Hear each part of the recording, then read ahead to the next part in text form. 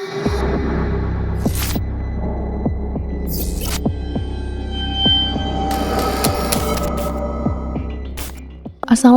warahmatullahi wabarakatuh. Jumpa bersama saya Haza di channel Untung Ditonton. Bagi yang baru nonton, saya ucapkan selamat datang di channel ini. Semoga kita semua senantiasa diberi kesehatan, dimudahkan dalam segala urusan. Amin. Nah sob, kali ini saya akan membawakan cerita yang berjudul Santet Darah Sewu yang ditulis oleh @miss_night. Kalian juga bisa mengunjungi tweet beliau secara langsung ya. Nah, sebelum kita masuk ke ceritanya, alangkah baiknya kalian subscribe dulu channel ini ya, agar channel ini lebih berkembang dan memberikan manfaat bagi kita semua.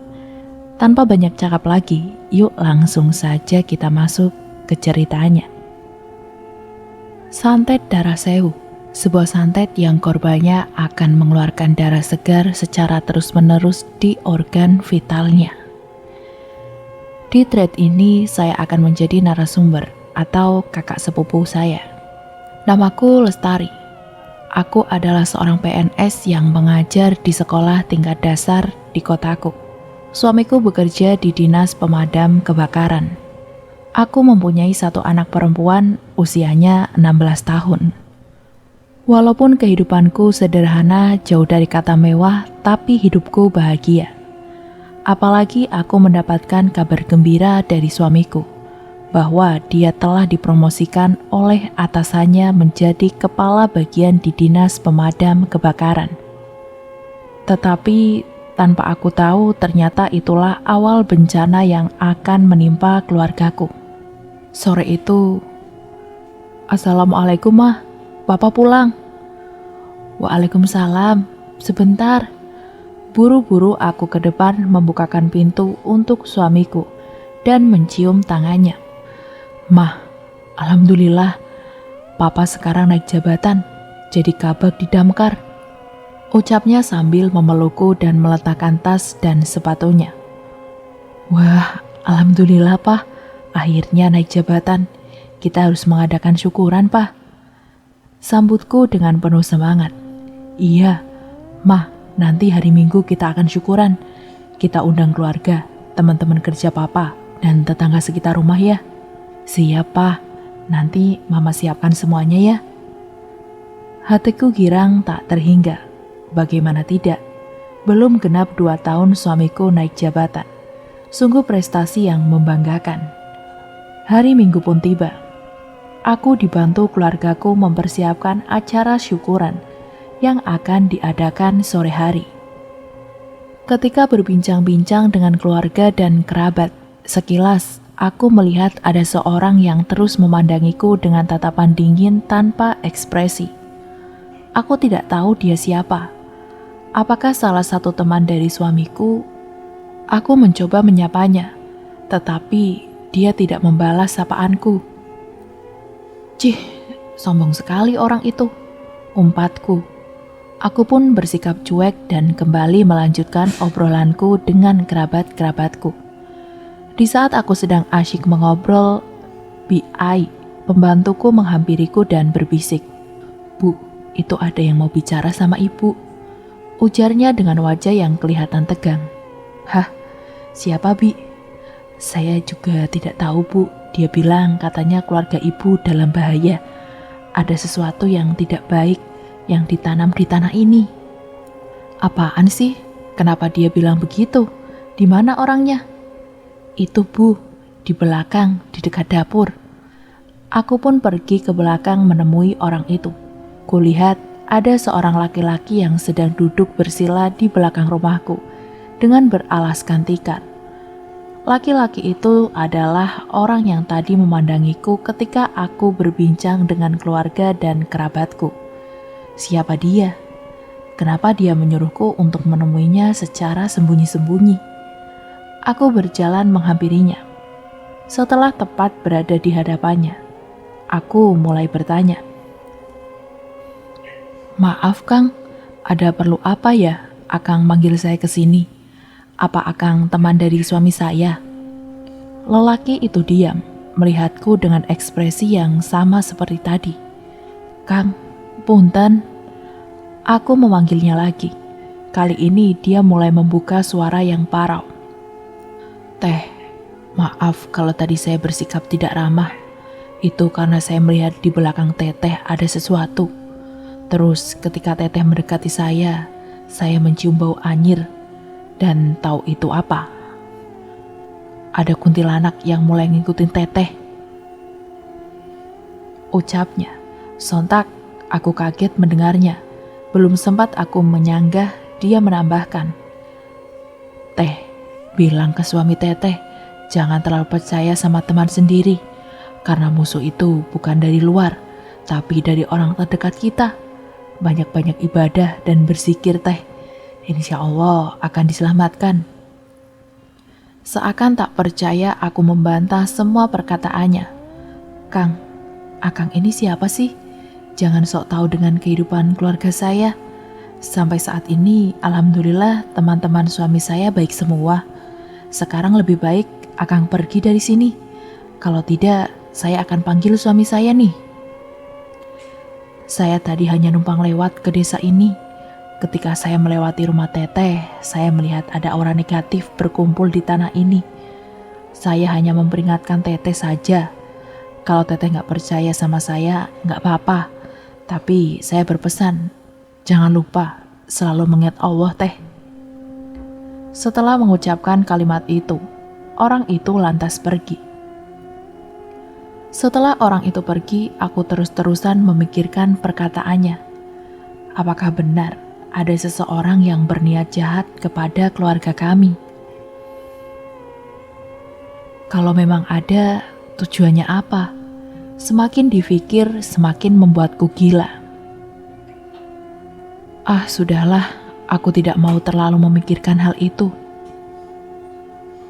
Malamnya ketika sedang membereskan sisa-sisa syukuran tadi, tiba-tiba aku mencium bau bangkai yang sangat menyengat. Aku mencari-cari di mana bau itu berasal. Bulu romangku berdiri ketika bau itu ada di kamarku sendiri. Segera aku panggil suamiku yang berada di teras rumah. "Pah, sini Pah." Tapi tidak ada jawaban dari teras. Aku memanggilnya lagi. "Pah, Papa," kataku setengah teriak. Terdengar suara langkah kaki menuju kamar. "Ada apa sih Mah?" Teriak-teriak, suaranya kedengeran sampai ke rumah sebelah. "Lagian, Papa dipanggil gak nyaut. Ini loh Pah, Papa nyium bau bangkai gak di sini?" Suamiku mengendus-ngenduskan hidungnya di sekitar kamar. Terlihat alisnya berkerut. Papa gak ada nyium bau apa-apa tuh. Ada yang salah kali dengan hidung Mama." "Masa sih Pah? Baunya nyengat banget loh ini. Apa ada tikus yang mati ya?" "Bisa jadi, Papa sama sekali gak nyium bau bangkai Mah. Tapi Pah..." Belum selesai aku berbicara, dia memotong. "Sudahlah Mah, kalau menurut Mama di kamar ini bau bangkai, kita tidur di kamar tengah saja. Gak usah diperpanjang lagi. Papa capek, pengen cepat tidur." Aku menghela nafas. Kenapa hanya aku yang mencium bau itu? Kemudian malam itu aku tidur di kamar tengah. Waktu menunjukkan pukul 1:30 dini hari. Aku masih memikirkan kejadian ganjil tadi. Tak habis pikir kenapa hanya aku yang mencium bau itu. Ketika memikirkan kejadian aneh tadi, tiba-tiba dadaku sesak seperti ada benda di atas dadaku. Tanganku yang satu mencoba menepuk-nepuk punggung suamiku, namun suamiku tak bergeming. Berteriak pun tak bisa. Duak! Tiba-tiba ada kaki di atas dadaku. Mataku menatap ke atas mencari tahu siapa pemilik kaki menjijikan ini. Saat aku melihat wajahnya, wajah itu sangat menyeramkan. Menatapku dengan senyuman menyeringai. Astagfirullah, astagfirullah. Terus-terusan aku menyebut nama Allah. Ingin aku teriak, tapi suaraku hilang. Aku hanya bisa membaca doa dalam hati. Dikit demi sedikit rasa sakitku berkurang. Dan alhamdulillah, kaki itu sudah tidak ada. Aku bernafas lega. Namun tak berselang lama, tiba-tiba dari atas, tes, tes, sesuatu jatuh ke pipiku. Cairan seperti lendir berwarna hitam. Cairan apa ini? Segera aku membersihkan pipiku. Posisiku masih terbaring. Kemudian wajah menyeramkan itu ada di hadapanku. Jarak kami 1 jengkal tangan. Mulutku terkunci. Aku tak bisa menggerakkan tubuhku. Dia mengeluarkan lidah panjangnya dan mencoba menjilat-jilat wajahku. Aku menutup mata sambil tetap membaca doa. Sampai... Astagfirullah. Allahu Akbar. Aku terbangun dari tidurku. Ya Allah, mimpi apa itu? Keringat membasahi tubuhku. Baru kali ini aku mimpi tampak seperti nyata. Tanganku gemetaran. Aku melihat suamiku masih ada di sampingku tertidur pulas. Keesokan harinya tubuhku lemas tak bertenaga. Kepalaku sakit serasa ingin pecah. Seperti ada sebuah batu yang berada di atas kepalaku. Terasa berat dan sangat sakit. Badanku pun mengalami panas tinggi mencapai 40 derajat Celcius, membuat tubuhku terasa nyeri dan kesakitan. Keluargaku berpikir, kalau aku memang sedang sakit medis pada umumnya. Oleh karena itu, mereka langsung membawaku ke rumah sakit dan langsung ditangani oleh dokter. Dokter menjelaskan, mungkin penyebabnya karena kelelahan, pikiran psikis, dan lainnya.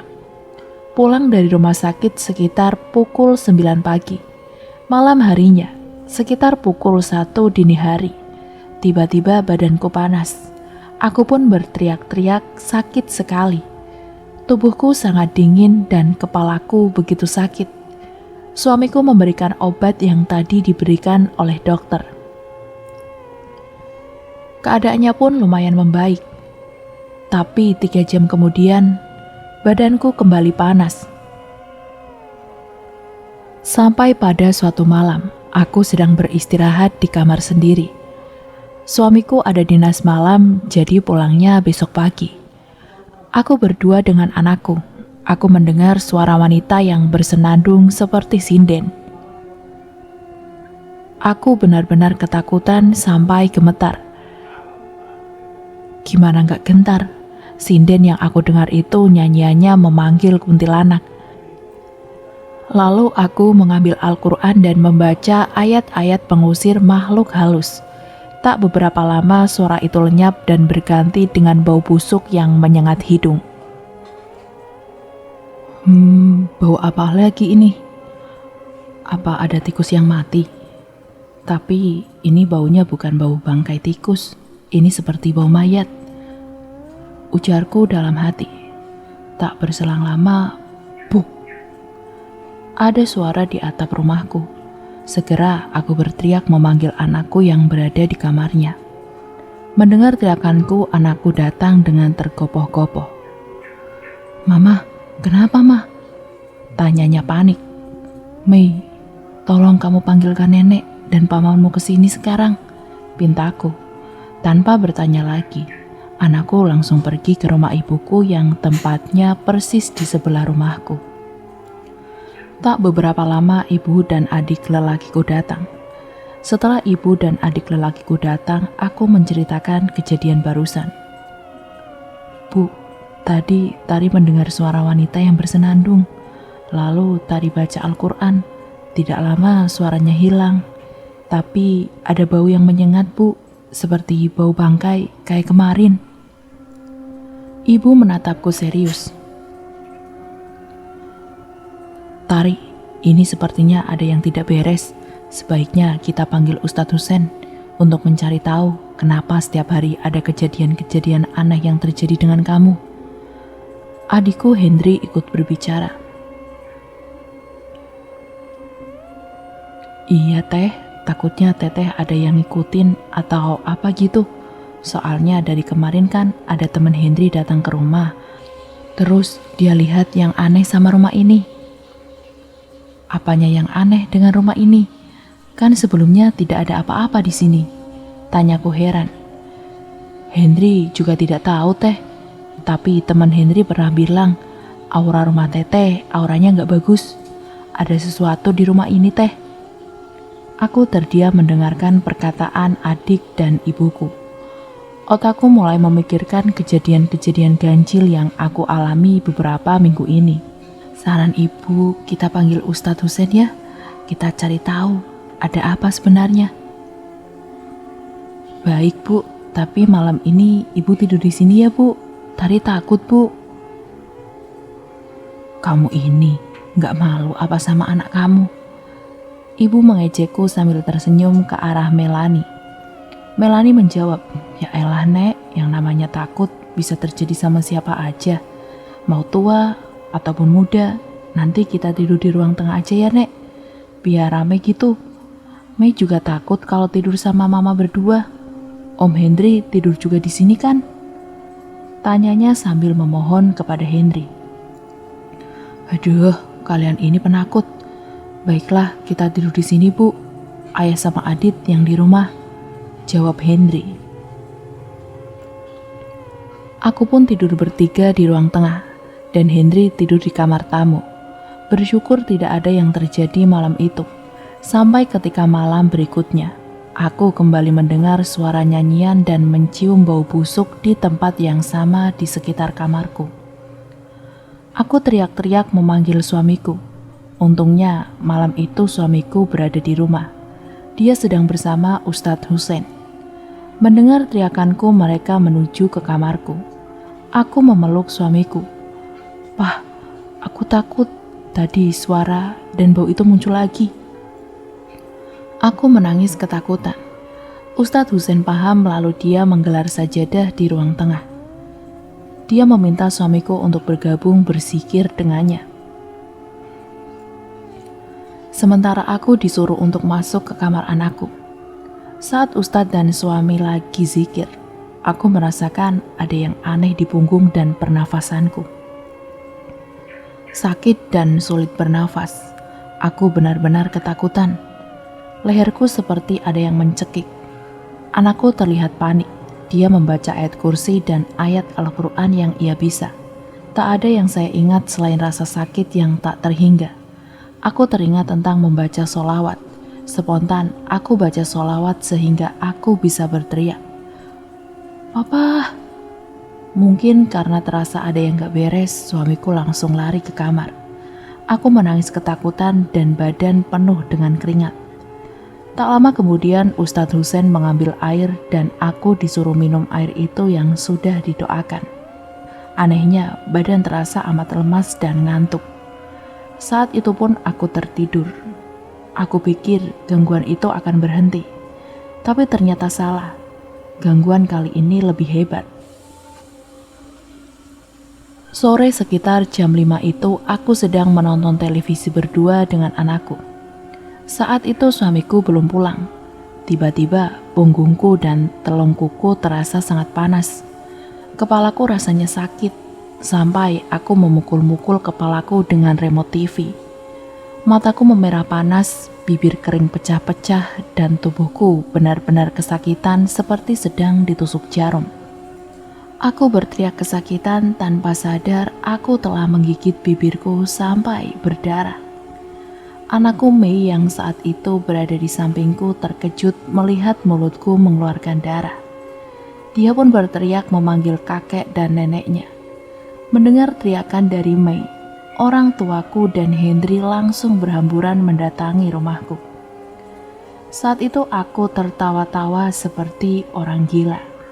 Setelah melihat keadaanku, ayah berkata kepada adikku, "Ayo kita panggil Ustadz Husein." Henry mengangguk lalu mengambil motor dan langsung bergegas pergi. Ibu dan anakku segera melihat keadaanku yang saat itu sedang menjilati darah dari bibirku yang luka.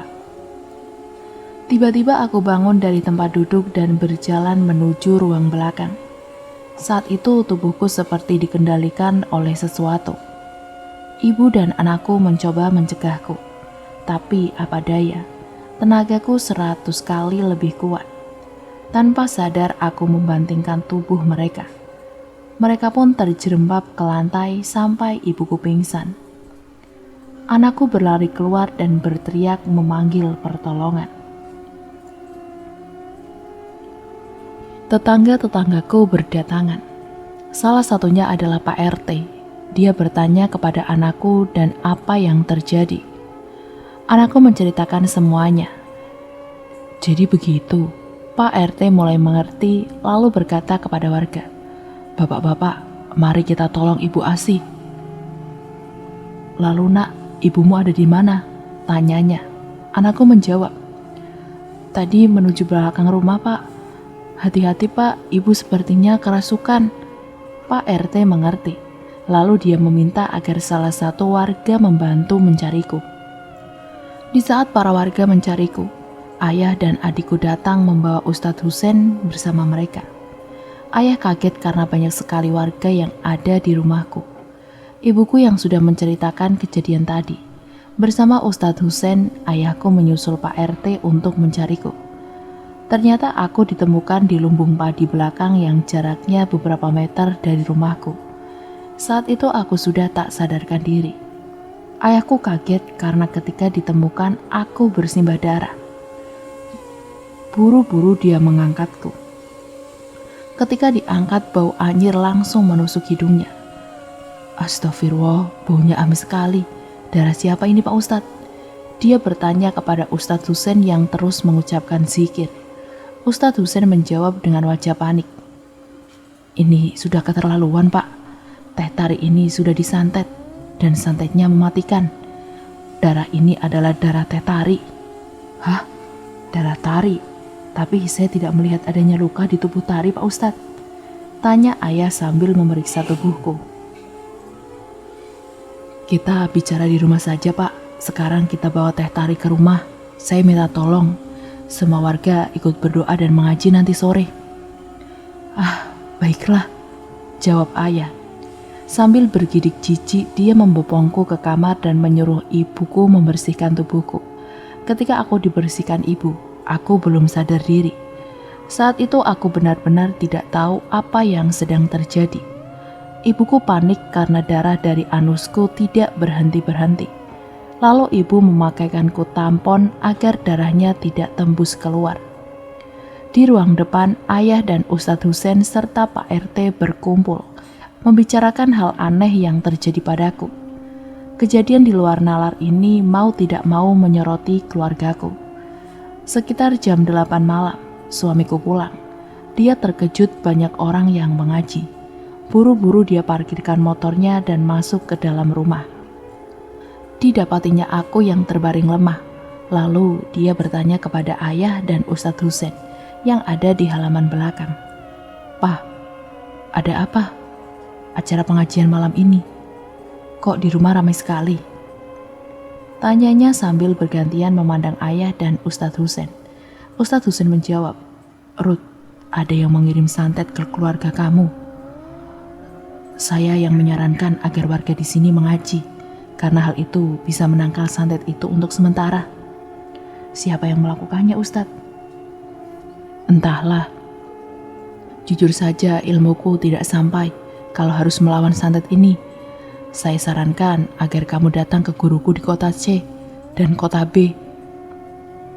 Kalau bisa secepatnya, Ruth, karena santet ini mematikan." Suamiku terdiam beberapa saat. Ia kaget mendengar penuturan Ustadz Husein. Siapa orang yang selama ini tidak suka pada keluarganya? Tetapi pikirannya buntu. Dia tidak bisa berpikir siapa orang yang sudah tega mengirimkan santet mematikan itu kepadaku. Lalu dia bertanya, "Pak Ustadz, kalau memang sekiranya istriku kena santet, bagaimana cara mengusirnya?" "Begini Mas Rudi. Seperti yang sudah saya bilang tadi ke Pak Pram, mertua Mas Rudi, saya tidak bisa mengobati orang yang terkena santet. Saya hanya bisa membacakan doa-doa saja untuk menenangkan Neng Tari. Kalau untuk menyembuhkan, apalagi mengusirnya, ilmu saya belum tinggi. Tadi saya sudah menghubungi guru saya. Dia akan datang ke sini 3 hari lagi. Karena saat ini beliau sedang menunaikan ibadah umroh. jawabnya. Suamiku hanya tertunduk lesu. Dan beginilah point of view Melanie. Setelah kejadian kesurupan kemarin, aku semakin takut jika hanya berdua dengan ibu. Bagaimana tidak, ibuku bukan lagi ibu yang aku kenal. Dia selalu menangis dan tertawa sendiri. Aku tahu kalau itu bukan ibu. Ada kejadian di mana aku melihat ibu memakan daging mentah. Malam itu aku terbangun karena ingin ke kamar mandi. Kamar mandi di rumahku ada 2, yang satu di belakang dekat dengan dapur, yang satu lagi di samping kamarku. Aku ke kamar mandi yang terdekat dengan kamarku. Setelah aku keluar dari kamar mandi, tiba-tiba, prang! Terdengar suara piring jatuh dari arah dapur. Antara kaget dan penasaran, aku mengajak ke dapur. Dengan hati-hati, aku berjalan ke dapur. Setibanya di sana, ternyata apa yang aku lihat sungguh membuatku bergidik ngeri. Aku melihat ibu tengah jongkok memakan daging mentah yang ada di lemari es. Darah berceceran, entah darah apa. Apakah dari darah ibu atau daging mentah yang kini ada di mulut ibu? Aku bersinggut mundur. Aku takut. Sial, ibu melihatku. Mulutnya berlumuran darah dan berbau amis. Dia berdiri membungkuk. Kepalanya mengadah ke atas, namun matanya melihatku melotot sembari menyeringai. Dia berjalan membungkuk mendekatiku. Astagfirullah. Segera aku berlari memanggil ayahku dan menggedor-gedor pintu kamarnya. Pah, papa, buka pah, cepet. Sesekali aku melihat ke belakang takut ibu mengejarku. Dan benar saja, ibu mengikutiku. Aku berteriak, "Papa!" Akhirnya ayahku membukakan pintu. Dia terheran-heran melihatku menangis. Ada apa? Kenapa teriak-teriak? Kamu menangis? Tanyanya heran. Pah, aku lihat ibu sedang makan daging mentah di dapur. Lalu ibu melihatku. Dia mengejarku, Pah. Aku takut sama ibu. Tangisku pecah karena takut. Ayahku mengerti. Ketika dicek ke dapur, ternyata ibu masih di sana memakan daging mentah. Ayahku mendekat tanpa takut membacakan ayat-ayat pengusir jin. Ayah memanggilku, Mei, ayo bantu papa. Bacakan mama doa-doa yang sudah diberikan Pak Ustadz Husen. Walaupun takut, aku menghampiri ayah dan ikut membacakan surat-surat yang telah diberikan Ustadz Husen. Ibuku terus-terusan berteriak, kurang ajar kau. Hihihi, panas. Teriakan ibuku mengagetkan anak tetangga rumah yang kebetulan sedang berkumpul. Mereka berbondong-bondong datang ke rumahku. Mereka sebaya denganku. Beberapa di antara mereka ada yang membantu ayah memegang tangan dan kaki ibu yang sedang meronta-ronta. Sebagian lagi ada yang memanggil Ustadz Husen dan Pak RT. Suasana malam itu tidak kondusif. Ibu terus-terusan berteriak merancau.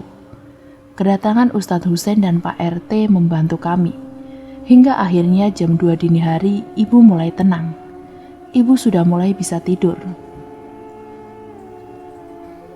Setelah selesai membantu kami, Ustadz Husen dan Pak RT pamit pulang. Sementara anak tetanggaku dan teman-temannya berjaga di teras rumah. Jaga-jaga kalau kejadian lagi, katanya. Hari-hari berikutnya aktivitas ibu hanyalah duduk melamun dengan tatapan kosong.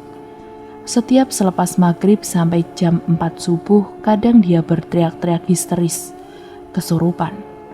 Ustadz Husen menyarankan kalau ibu harus sering berzikir, mengaji dan jangan dibiarkan tidur malam hari sendirian. Tetapi bagaimana beliau bisa melakukan itu? Sedangkan beliau sendiri dalam keadaan kotor karena terus mengeluarkan darah dari organ vitalnya. Ditambah ibu sekarang jiwanya seperti kosong. Kami sekeluarga sudah membawa ibu berobat, tetapi tidak ada hasil. Sampai pada suatu hari, Ustadz Husen datang bersama seseorang yang diketahui adalah gurunya. Beliau bernama Kiai Jafar, yang baru kembali dari beribadah umroh. Assalamualaikum, sapa Ustadz Husein dan Kiai Jafar. Waalaikumsalam Pak Ustadz. Wah, sepertinya ada tamu dari jauh. Silakan masuk. Ayahku mempersilakan mereka masuk. Tanpa basa-basi, Kiai Jafar menanyakan keadaan ibu. Kemudian ayah menceritakan asal-muasal kenapa ibu bisa seperti itu. Lalu Kiai Jafar berkata, besok saya kembali ke sini lagi bersama para murid saya. Sekarang istirahat saja. Besok malam sepertinya akan menjadi malam panjang. Minumkan ini kepada Mbak Tari. Insya Allah malam ini tidak akan terjadi apa-apa. Saya menginap di rumah Ustadz Husein, ujarnya. Setelah berkata seperti itu, Kiai Jafar dan Ustadz Husein pamit pulang. Keesokan malamnya, seperti biasa, ibu sedang berada di kamarnya masih dengan kondisi yang sama. Duduk melamun di jendela kamar, menatap keluar. Sambil melakukan tugas sekolah, aku menemani ibu. Aku sudah tidak takut lagi dengan beliau, karena beliau sekarang sudah tidak pernah tertawa atau nangis tiba-tiba lagi. Beliau lebih banyak diam, walaupun aku tahu ada sesuatu yang buruk terjadi. Tiba-tiba berbicara. Ada tamu yang datang. Aku sempat kaget karena ibu berbicara. Siapa yang datang, Ma? Tanyaku sebelum aku sadar kalau ternyata ibu berbicara bukan denganku, tetapi dengan sesuatu yang lain. Tak beberapa lama dari depan rumah terdengar suara Ustadz Husein dan Kiai Jafar. Aku memperhatikan raut muka ibu. Dia tampak tidak senang dengan kedatangan Ustadz Husein dan Kiai Jafar. Ditambah lagi di luar ada beberapa orang lagi yang datang. Mereka adalah murid-murid Kiai Jafar. Kemudian Ustadz Husein dan Kiai Jafar masuk ke dalam kamar ibu. Assalamualaikum Mbak Tari. Ibuku tidak langsung menjawab. Dia melirik sinis, menatap baik-baik orang asing di hadapannya. Ada apa kalian datang ke sini? Tiba-tiba suara ibu berubah. Suaranya besar. Aku langsung sadar kalau itu bukan ibuku. Kiai Jafar mendekati ibu. Beliau memegang pundak dan punggung ibu. Sedang Ustadz Husein memijat-mijat telapak kaki ibu sambil membacakan doa. Lalu Kiai Jafar berbicara kepada sosok yang merasuki ibu. Siapa yang berada di dalam tubuh ini? Keluar sekarang juga. Sosok itu tertawa mengejek. Kiai Jafar tak menghiraukannya dan mulai membacakan doa. Begitupun dengan Ustadz Husein. Suara yang dikeluarkan olehnya sangat menyeramkan, membuat siapapun yang mendengarnya bergidik ngeri. Karena diserang Kiai Jafar dan Ustadz Husein, sosok itu kewalahan. Dia berteriak, mengerang, menangis, kemudian tertawa dan berkata, Aku senang sama dia, sangat nyaman masuk ke dalam tubuhnya. Aku ingin membawa dia ke alamku. Hahaha. Kiai Jafar membalas, Kau tidak bisa membawanya. Kami akan mencegahmu. Kalau kau tidak pergi dari tubuh wanita ini, kami akan membakarmu. Bismillahirrahmanirrahim. Dengan segenap kekuatan, Kiai Jafar dan Ustadz Husein melawan makhluk itu. Sungguh mengerikan. Butuh waktu lama untuk melumpuhkan makhluk itu. Sampai pada akhirnya, makhluk itu menyerah. Sebelum dia keluar dari tubuh ibu, dia berkata, Saya disuruh oleh tuanku untuk mengganggu keluarga ini. Saya juga disuruh untuk membuatnya lumpuh. Kalau saya keluar dari tubuh manusia ini, tanpa izin dari tuan saya akan dibunuhnya. Kiai Jafar berkata, Kalau kau pergi dari tubuhnya, kau tidak akan dicelakai. Saya akan bawa kau ke suatu tempat di mana berkumpulnya jin muslim. Baiklah, lalu makhluk pun keluar dari tubuh ibu. Apakah kalian pikir semuanya telah berakhir? Tentu saja tidak. Tiba-tiba tubuh ibu bergerak kembali. Dia bangun dan duduk bersila. Kepalanya menunduk. Tiba-tiba dia bersuara dengan lantang seperti menahan amarah. Kurang ajar, siapa yang mengalahkan anak buahku? Sini lawan aku sekarang. Kalian akan aku makan. Hahaha. Entah siapa kali ini yang masuk ke tubuh ibu. Suara beratnya membuat suasana mencekam. Ayahku panik sekali melihat ada yang masuk lagi ke tubuh ibu. Pak Kiai, istri saya kenapa lagi? Kenapa makhluknya nggak mau keluar? Tanya ayah sambil menahan tangis. Tenang Mas Rudi. Jadi yang bersemayam di tubuh Mbak Tari itu ada 2. Yang pertama itu sudah dikeluarkan. Yang satu ini yang paling kuat. Bantu dengan doa ya Mas. Dan panggilkan murid-murid saya masuk ke ruangan ini. Ayah mengangguk. Baik Pak Kiai. Lalu Kiai Jafar berbicara dengan makhluk itu. Saya yang telah melepaskannya keluar. Sekarang saya akan bertanya. Siapa yang menyuruhmu untuk menghabisi keluarga Mas Rudi? Dia tertawa terbahak-bahak. Hahaha. Apa kau tahu? Aku dan wanita ini sudah menyatu. Kalau kau mengeluarkan aku dari tubuh wanita ini, maka dia akan mati. Akulah sumber kekuatannya. Hahaha. Coba saja kau kalahkan aku. Tantangnya.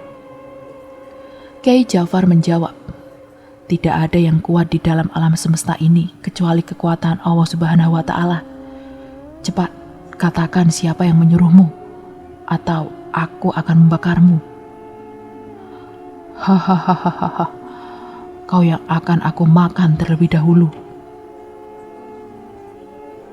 Lalu terjadilah pertarungan antara Kiai Jafar dan sosok yang ada di tubuh ibu. Ustadz Husain dan murid Kiai Jafar membantu membacakan doa. Ibu meraung-raung dan menjerit kesakitan. Tanpa sadar, aku menangis. Aku tidak tega melihat ibu tersiksa seperti itu. Tolong ibuku ya Allah. Tak berapa lama ibu muntah darah. Darahnya berwarna hitam. Kiai Jafar mendekat dan membantu ibu duduk. Lalu memegang pundak ibu dan membacakan doa sambil bertanya kepada makhluk tersebut. Kau diberi apa oleh dukunmu? Dia memberiku darah, jawabnya. Jadi setiap manusia yang memberimu darah, kau akan menuruti permintaannya? Tanya Kiai Jafar. Tentu saja, karena saya sudah terikat perjanjian dengan orang yang memberikan darah itu, jawab makhluk tersebut. Dan sekarang kau disuruh oleh dukunmu untuk mencelakai keluarga ini. Baiklah, sekarang lihat ini. Kiai Jafar mengucapkan doa-doa lagi dan makhluk itu pun bereaksi. Hentikan, hentikan. Jelaskan siapa yang menyuruhmu? Tanya Kiai Jafar masih dengan melafalkan doa-doanya. Jangan, baca-baca itu. Jangan bakar saya. Akan saya beritahu, asal jangan baca itu lagi. Makhluk itu memelas. Baiklah, sekarang jelaskan. Aku mencelakai keluarga ini atas permintaan dari orang yang tidak suka dengan kesuksesan Mas Rudi. Dan orang itu adalah teman satu pekerjaannya. Maksudmu teman saya? Siapa namanya? Tiba-tiba ayahku menyela dan bertanya kepada makhluk itu. Saya tidak bisa mengatakannya. Saya sudah terikat janji. Sekarang, lepaskan saya. Saya tidak akan mengganggu keluarga ini. Tapi orang itu tidak akan pernah berhenti sampai orang yang bernama Rudi mati. Bruk. Tiba-tiba tubuh ibu ambruk. Ayah menggotong ibu dan membaringkannya di tempat tidur. Mas Rudi, sepertinya ini belum berakhir. Ketika dukun itu tahu kalau jinnya sudah dikalahkan, dia akan kembali mencoba mencelakai kalian. Mbak Tari jangan sampai ditinggal sendirian. Dan saya minta Mbak Tari untuk terus berzikir, selalu mengingat Allah. Karena dengan selalu mengingat Allah akan dijauhkan dari segala jin yang akan mengganggu manusia. Santet darah sewu adalah santet yang mematikan. Untung saja saya datang tepat waktu. Jika terlambat mengobati Mbak Tari, sudah pasti dia akan kehabisan darah dan meninggal. Untuk itu, kalian semua harus selalu waspada. Ingat, setelah ini kalian jangan berhenti berdoa, karena saya yakin orang itu tidak akan berhenti mengganggu kalian. Tubuh kalian jangan terlalu kosong, ujar Kiai Jafar. Setelah memberikan pesan dan wejangan, Kiai Jafar dan muridnya pamit pulang. Hanya Ustadz Husein yang masih menemani ayah. Ibu sudah sadar sepenuhnya, namun tubuhnya masih lemas. Bagaimana tidak, dia dirasuki oleh jin yang benar-benar kuat. Aku saat itu lega luar biasa melihat ibuku sudah kembali. Beberapa hari setelah kejadian itu, ibu sudah terlihat sehat walaupun dia sesekali sering didatangi sosok-sosok yang mengganggunya. Tapi ibu sudah siap menghadapi para jin-jin tersebut. Sebulan sekali ibu melakukan ruqyah agar benar-benar sembuh total dari kiriman santet dari teman kerja ayah. Dan itu membutuhkan waktu yang sangat lama. 2 tahun ibu baru sembuh total. Semenjak kejadian itu, ibu mempunyai kemampuan untuk bisa melihat hal-hal gaib. Darah yang selalu keluar dari organ vital ibu berangsur-angsur sudah menghilang. Pernah ada yang menawari ayahku untuk mengirimkan kembali santet kepada si pengirim. Tapi ibuku melarang ayah. Menurutnya tidak baik kalau harus perang santet. Ibu sudah lelah dan tidak ingin membalas perlakuan buruknya. Biar Tuhan yang akan membalas semua perbuatannya. Menurut Kiai, jin itu sendiri dibagi menjadi 3. Ada jin hitam, merah, dan putih. Yang paling berbahaya tentunya jin merah. Bahkan jin merah tidak hanya membuat sakit, tapi membuat korbannya meninggal. Bisa menutup aliran darah ke jantung dan membuat sasarannya langsung meninggal begitu saja. Walaupun tidak punya riwayat penyakit jantung. Berbahaya kedua adalah jin hitam. Menurut orang pintar, jin hitam ini bisa membuat seseorang tidak bisa berbicara. Dia akan merusak pita suara dan membuatnya menjadi gagu. Terkadang juga memutus bagian telinga dan membuatnya tuli. Ada beberapa kasus yang bisa disembuhkan oleh supranatural dan membuatnya normal kembali, tapi membutuhkan proses panjang.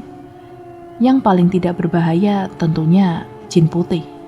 Untuk jenis ini, biasanya membuat korbannya kesakitan, misalnya dibuat panas dingin, kulit gatal-gatal, perih, dan lainnya. Di Indonesia, masalah seperti ini memang masih kental. Bahkan ada beberapa daerah yang masih sering mengirimkan santet ke orang yang tidak disukainya. Siapa saja yang bisa membuat santet dan seperti apa cara kerjanya? Menurut ahli, wanita lebih mahir membuat santet dibandingkan pria. Karena wanita mengalami masa haid yang bisa membuat jin suka. Ditambah dengan mantra Bukit Kaugerang, maka jin pun sudah mendekat dan bisa memerintahkannya. Pekerjaan ini memang harus yang ahli. Inilah kenapa banyak dukun wanita yang lebih kuat dibandingkan dukun pria. Bahkan ada dukun wanita yang bisa membuat kecelakaan lalu lintas dan korbannya mati dengan mengenaskan. Cara kerja santet memang cukup unik. Jadi ada orang yang memerintahkan jin untuk menyerang seseorang.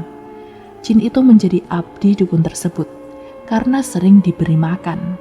Bahkan menurut paranormal, ada jin yang menghisap darah dari dukun tersebut dan membuat dukun terlihat kurus, tidak pernah gemuk walaupun makan banyak. Ciri-ciri dukun santet biasanya tubuh kurus, mata merah, dan jalan menunduk. Warna mata merah itu menurutnya karena mata setan atau jin yang selalu berada di sekitarnya. Itulah cerita dari kakak sepupuku yang pernah mengalami santet yang mengerikan. Dan demikianlah akhir dari cerita ini. Semoga dari cerita ini kita bisa mengambil pelajaran dan hikmah di baliknya. Sampai berjumpa kembali lagi di cerita misteri terbaru selanjutnya. Dan jangan lupa untuk like, komen, dan share, serta nyalakan juga tombol loncengnya, agar kalian mendapatkan notifikasi jika kami mengupload video terbaru yang tentunya dari channel ini. Apabila terdapat salah-salah kata maupun artikulasi yang kurang jelas, saya mohon maaf yang sebanyak-banyaknya. Terima kasih untuk yang sudah menonton dan wassalamualaikum warahmatullahi wabarakatuh.